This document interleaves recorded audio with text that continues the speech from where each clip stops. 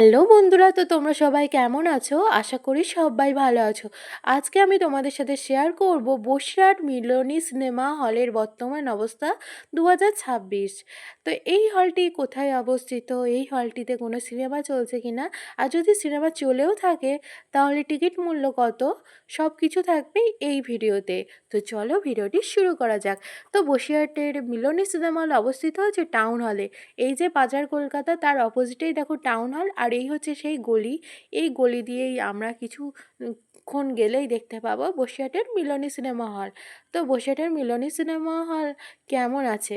এখনও পর্যন্ত 2026 সালের কোনো মেরামতি হয়নি। আমি তোমাদের সাথে 2025 সালেও শেয়ার করেছিলাম কেমন ছিল মিলনী সিনেমা হল। ভাঙাচোরা অবস্থায় যেমন ছিল তেমনই আছে, আর এখানে সত্যি সিনেমা চলছে।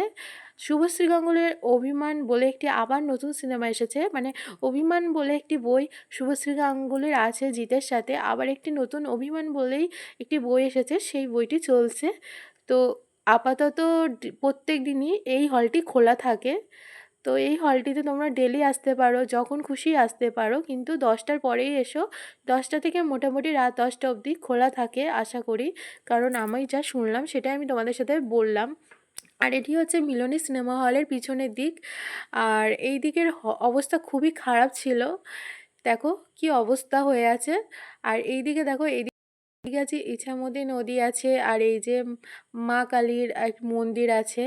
এইদিকে আছে ভারতীয় জনতা পার্টির অফিস। ওই যে আমাদের দেখতে পাচ্ছ মিলনী সিনেমা হল, ওই হলেই আমাদের বই চলছে। আর এইদিকে ছিল পাঠাগার, বসিরহাট সাধারণ পাঠাগার।